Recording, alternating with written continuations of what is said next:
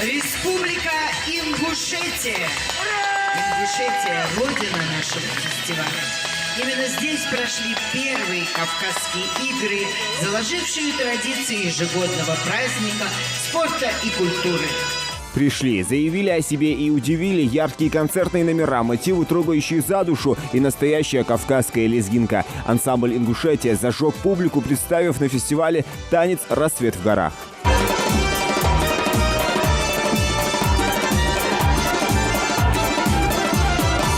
Ансамбль вышел первым со своим танцем «Рассвет в горах». Я считаю, что ансамбль выступил достойно, красиво выступил. У нас были красивые костюмы, зритель нас встречал очень тепло.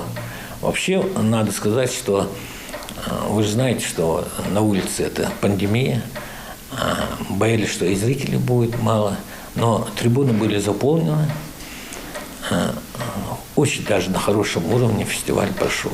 Но Ингушетия удивляла не только творческими номерами, но и выносливостью и силой бойцов. В спортивной части регион представил около 60 человек. Они соревновались в 12 национальных и олимпийских дисциплинах. Отличились наши ребята и в перетягивании каната.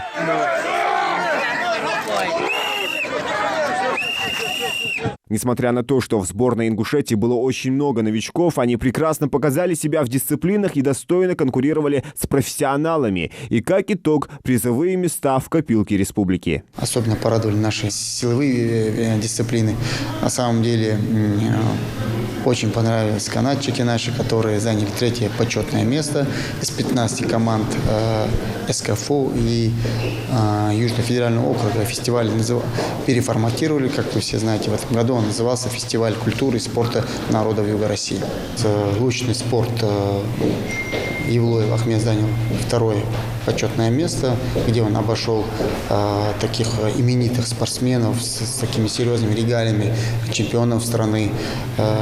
Учитывая то, что Ахмед тренируется в этой дисциплине не так уж и давно, год или полтора, есть задел, есть потенциал, и мы будем, конечно, развивать это направление. Фестиваль проводится с 2009 года. Его начало положил первый олимпийский чемпион среди ингушей Исраил Арсамаков. Тогда он назывался «Ингушские игры», а уже после, получив межрегиональный статус, «Кавказские игры». Затем фестиваль культуры и спорта народов Кавказа, а теперь и народов Юга России. Единение наций и традиций – вот главная задача мероприятия. Зелимхан Калоев, Магомед Белакиев, Новости 24.